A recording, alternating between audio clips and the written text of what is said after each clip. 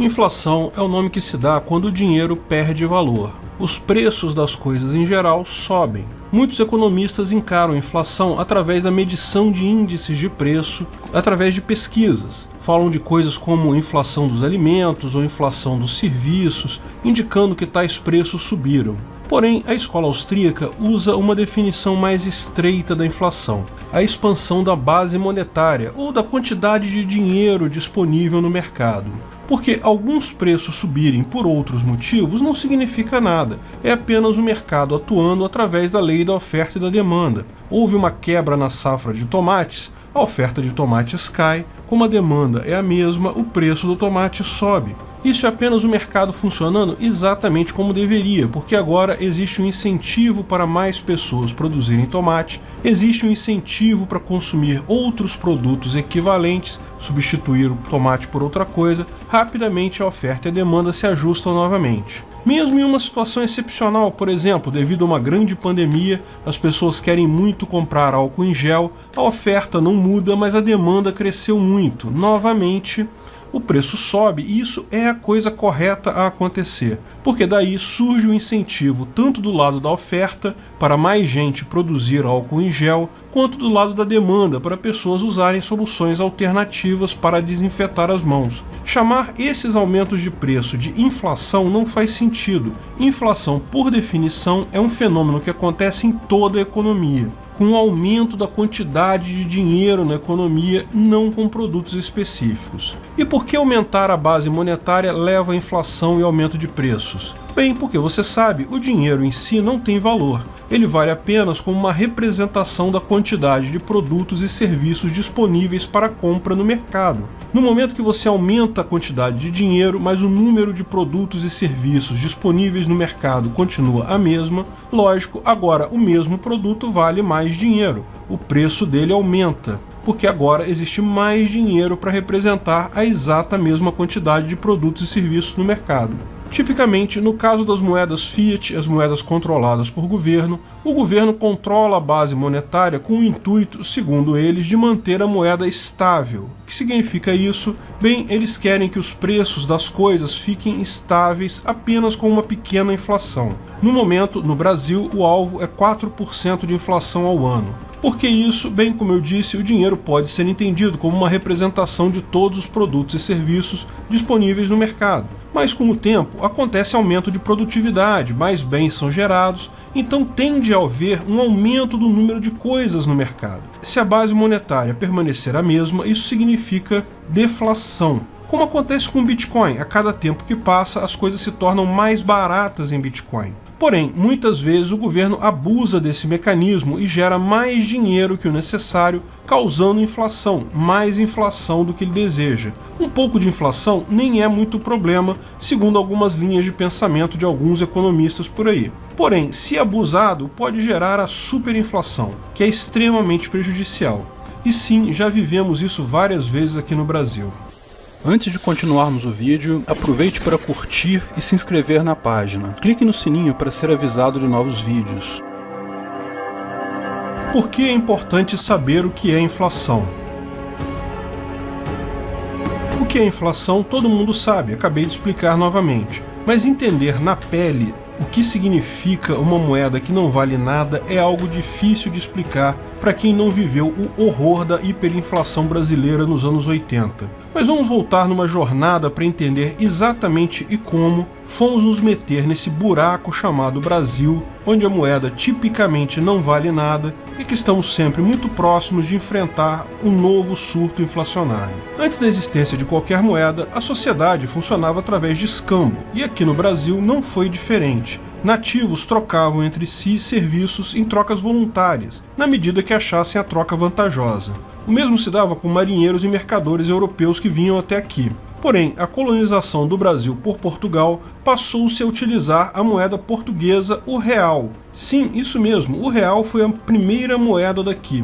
Porém, como o idioma da época era um pouco diferente, o plural de real era chamado de réis, ao invés de reais como chamaríamos hoje. Vale mencionar que a moeda da época ainda poderia ser considerada dinheiro de verdade por ter lastro em ouro. Portanto, não era somente um papelzinho colorido lastreado em honestidade de político. A princípio, as moedas eram realmente feitas de materiais preciosos como ouro e prata, e o dinheiro, quando não moedas físicas de tais metais, eram cédulas de certificado de depósito desses metais em bancos. Por isso que a libra se tornou uma moeda, porque uma libra equivalia a 453,592 gramas de prata na Inglaterra. O mesmo é observado com um dólar, que em 1792, sendo 24,057 gramas de prata. Porém, tudo mudou por conta da independência do Brasil. Quando Dom Pedro I assumiu o trono, restavam apenas R$2.000 de ouro nos cofres do governo. Qual a solução do governo? Deixar de gastar dinheiro roubado? Claro que não.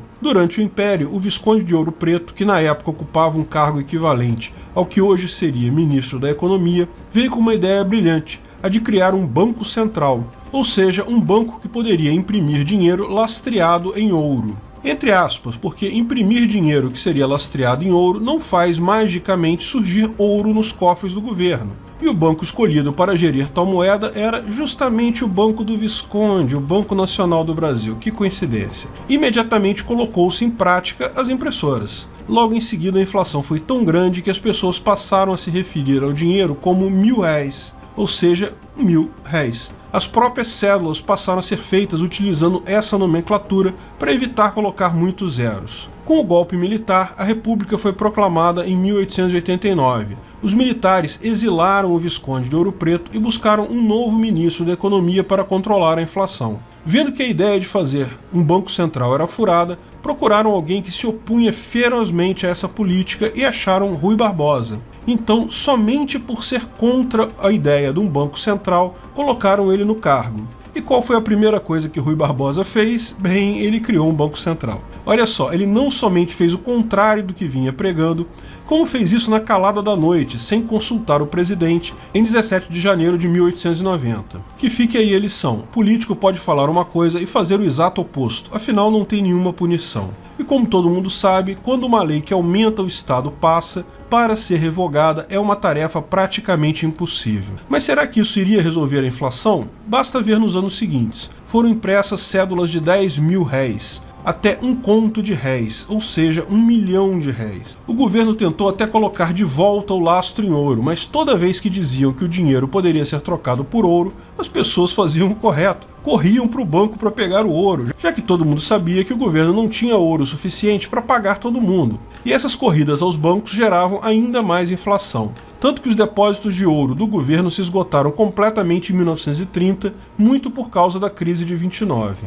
Em 1942, o gordinho suicida, o fascista de estimação dos antifas, o Getúlio Vargas, veio com uma ideia brilhante. Ao invés da gente utilizar R$1.000, ou R$1.000.000, ou conto de réis, vamos trocar o nome da moeda para cruzeiro e cortar 3 zeros. Assim o número fica menor e parece que o nosso dinheiro é mais forte. Ideia típica de político, né? Ao invés de resolver o problema, ele muda o nome do problema e pronto, está resolvido. E assim foi. Na época da mudança, um cruzeiro seria o equivalente a R$1.000. Um conto de réis, que era R$1.000.000, virariam 1.000 cruzeiros. Claro que, sem redução nos gastos públicos, a inflação continuou a devorar o salário dos trabalhadores. E, obviamente, a construção de Brasília, que não saiu barato, tendo o governo brasileiro pego vários empréstimos para bancar a cidade-palácio de Juscelino Kubitschek, a coisa só piorou. Então a inflação cresceu tanto que em 1967 os militares decidiram seguir o exemplo do Getúlio. Trocaram novamente a moeda, dessa vez para cruzeiro novo. A conversão era novamente de 1.000 cruzeiros para um cruzeiro novo. Ou seja, um cruzeiro novo equivalia a um conto de réis ou R$1.000.000. Em 1970, o cruzeiro novo voltou a ser chamado de cruzeiro. Não mudou a taxa, só mudou o nome. Ele continuava valendo 1.000 cruzeiros de Getúlio. Mas aí não fazia mais sentido chamar de novo uma moeda já com 3 anos de circulação. Mas, de novo, atacar o problema, o gasto público, nada. Nesse momento, com o keynesianismo do Delfim Neto, o grande guru dos militares, que também foi o guru do governo petista, a inflação rapidamente saiu de controle por aqui. No final do período militar, a inflação já era absurdamente alta, chegando a 20% ao mês. saiu totalmente de controle no período Sarney, devido às absurdas receitas loucas criadas pelos keynesianos no governo dele. E também devido à moratória. Sim, o governo brasileiro devia muito dinheiro para bancos no exterior. Em determinado momento, no extremo do socialismo, propuseram aquela ideia de auditoria da dívida, vamos parar de pagar a dívida. Lógico, imediatamente os bancos pararam de emprestar dinheiro. Você não vai emprestar dinheiro para quem não está te pagando. E, como hoje, naquela época, o governo pegava mais dinheiro emprestado todo mês do que pagava de dívida. Então, a única saída foi imprimir mais dinheiro. A inflação no período Sarney estourou. O Plano Cruzado, além dessas maluquices keynesianas, também trocou a moeda de cruzeiro para cruzado, com um cruzado valendo 1000 cruzeiros. Sarney, para quem não lembra, foi o primeiro idiota a pensar em tabelamento de preços por aqui. O Plano Cruzado 1, ou Plano Sarney, previa proibição de aumento de preços e estabelecia coisas esdrúxulas como os fiscais do Sarney, que a população poderia multar os estabelecimentos ou denunciar estabelecimentos e coisa e tal. Claro, como é esperado, fracassou. Daí foi seguido pelo Plano Cruzado 2, que evidentemente falhou também. Depois ainda vieram, ainda no governo Sarney, os planos Bresser e Verão, todos com ideias mirabolantes keynesianas, monetaristas, idiotas, que não apenas não resolviam o problema, como geravam inúmeros outros problemas para a população, e no final tudo ficava pior do que antes. O Plano Verão, em janeiro de 1989, trocou novamente a moeda de cruzado para cruzado novo. Mais 3 zeros se foram, um cruzado novo valia 1000 cruzados. O pessoal nessa época já estava acostumado com isso, já sabia fazer as contas com essas trocas de moeda a cada poucos anos. A inflação, que era alta, 20% no final dos governos militares, no final do governo Sarney estava na casa de 80% ao mês. Foram 4 planos escabrosos, cheios de ideias inovadoras, inventivas, keynesianas, que nem passavam perto do problema real. O governo gastava mais dinheiro do que arrecadava e imprimia dinheiro a rodo para suprir a diferença. Não apenas o governo federal, como os estados também tinham seus bancos estaduais e podiam pegar empréstimo nesses bancos estaduais, o que gerava, em última análise, também a expansão da base monetária. Claro que esse era o problema, mas a visão dos políticos era que isso não tinha como resolver. Então partiam para esses planos escabrosos sem qualquer base lógica e sem nenhuma chance de dar certo, que, lógico, falhavam e acabavam numa situação ainda pior que a original. Depois dessas 4 experiências heterodoxas, loucas e fracassadas do governo Sarney, imaginava-se que o governo Collor, que veio depois disso, faria algo diferente. Quem sabe atacar o problema real, fazer o governo gastar menos. Não, meu amigo, gastar menos não é algo que a máfia entende o conceito. Tem que ter uma forma de empurrar essa conta para a população, fazer o populacho pagar por isso de alguma forma. Enfim, quando o Collor assumiu, a gente sabia que vinha algum plano maluco. O que ninguém sabia era o tamanho da merda que viria. Collor tomou posse no dia 15 de março de 1990 e anunciou seu plano maluco e sem sentido no dia seguinte, no dia 16. Lógico, teve que ser de surpresa, porque, como vocês sabem, o plano Collor incluía o confisco de qualquer dinheiro em aplicações e poupanças de todas as pessoas. E naquela época, com a inflação tão alta, ninguém podia deixar dinheiro na conta corrente. Todo mundo deixava dinheiro aplicado, porque o dinheiro na conta corrente não rendia. Pelo plano, 80% do saldo da sua poupança ou aplicação seria congelado em um empréstimo compulsório ao governo. Lógico, em tese, ninguém deveria saber que haveria esse confisco da poupança, mas, curiosamente, alguns empresários amigos de Collor, num lance de sorte espetacular, sacaram o dinheiro todo alguns dias antes disso e guardaram o dinheiro vivo. Que sorte dessas pessoas! A maior parte do povo, porém, não tem a qualidade de ser amigo do presidente, então se ferrou mesmo. Mais um plano maluco que não atacava o problema real, que era o governo não conseguia gastar menos, mas conseguia roubar mais, então fez isso, roubou mais um pouco. Eu era adolescente na época, não tinha dinheiro nenhum. Meu pai perdeu algum dinheiro nisso, mas segundo ele nem foi tanto assim. A preocupação maior dele era a empresa que ele trabalhava. Lógico, o dinheiro das empresas também foi confiscado. O governo liberou em seguida uma linha de crédito para as empresas pagarem o salário dos funcionários, pagarem o dia a dia da empresa. Olha que lindo. O seu dinheiro estava guardadinho na poupança para você pagar suas coisas. Eles pegaram o dinheiro que você tinha guardado para pagar seus funcionários, pagar suas despesas, num empréstimo compulsório a juros baixíssimos. Depois te ofereciam um empréstimo, lógico, absurdamente mais caro, para você fazer aquilo que você já tinha dinheiro para fazer.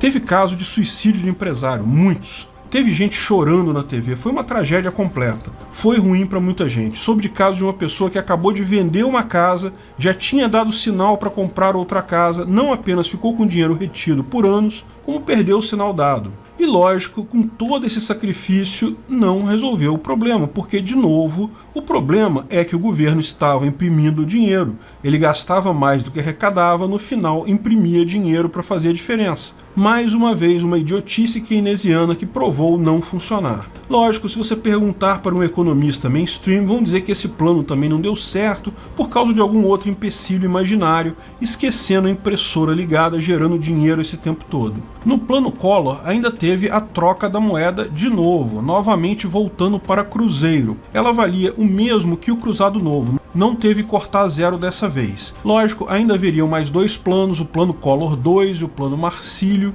A inflação atingiu seu ponto mais alto em toda a história neste período, passagem de ônibus subia toda semana, contratos tinham que ser feitos em algum indicador como dólar, ORTN, OTN, salário mínimo, tinham vários indexadores, então todo mês era uma loucura, porque o seu salário era indexado em uma coisa, o aluguel em outra, a prestação do carro numa terceira. Conforme fossem os indexadores naquele mês, você não conseguia pagar tudo. Impossível planejar qualquer coisa além da mera sobrevivência. Dinheiro caiu na conta, tinha que correr no supermercado comprar tudo que desse, porque se fosse no dia seguinte, já comprava menos coisa. Quer trocar de carro? Você tem que vender o carro já com o carro que você vai comprar engatilhado para na hora trocar o dinheiro. Se você esperar um dia, no dia seguinte aquele carro já está valendo mais, você não consegue comprar mais ele. Até que, finalmente, o cara foi empichado e no governo do vice, o Itamar Franco, o ministro da Economia, Fernando Henrique Cardoso, com o apoio de uma equipe econômica diferenciada, resolveu atacar o problema de verdade. Uma das medidas do Plano Real foi a volta do real, o papelzinho colorido lastreado em honestidade de político que nós conhecemos hoje.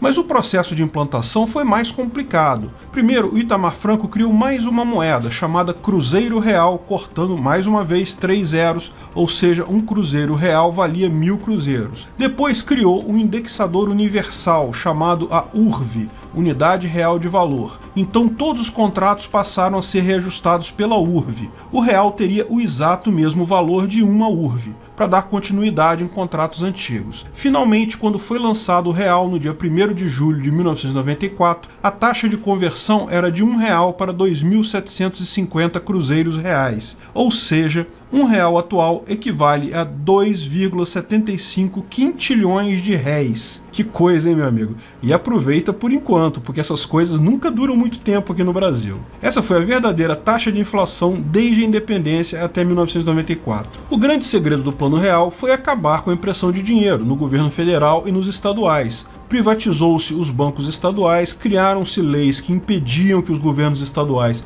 pegassem dinheiro emprestado nos bancos estaduais, aumentou impostos absurdamente, o país se endividou loucamente em troca de parar de imprimir dinheiro. Lógico, quem pagou no final das contas tudo isso foi você mesmo, meu amigo, com muito imposto a mais e não tinha como ser diferente. Mas pelo menos FHC tem o mérito de ter realmente atacado o problema real. Foi o primeiro que fez isso. Quando finalmente o problema real foi atacado, parou-se de imprimir dinheiro para cobrir as despesas do governo, resolveu-se o problema. A inflação não zerou, porque nem é interesse do governo zerar ela, é manter ela baixa, mas fora uma subida ou outra, ela tem se mantido razoavelmente sob controle esse tempo todo. A questão toda é que, e isso é porque é importante a gente lembrar do que é inflação, com a pandemia recente, auxílios emergenciais, decisões tresloucadas do judiciário, governadores estaduais contratando milhares de coisas aleatórias, em várias instâncias, ignorando o controle de responsabilidade fiscal, corremos o risco de rapidamente voltar para onde estávamos. Eu sinceramente espero que não,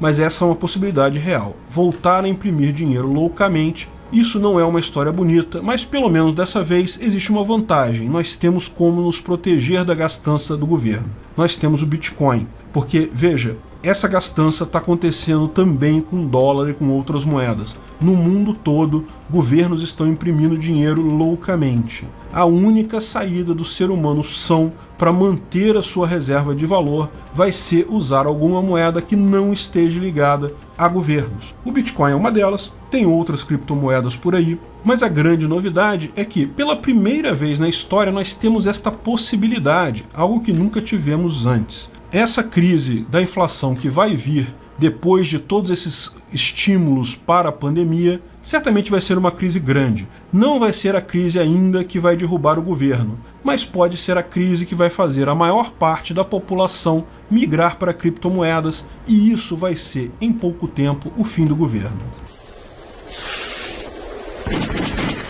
Obrigado por assistir nosso vídeo. Comente abaixo se tiver dúvidas ou sugestões de novos temas.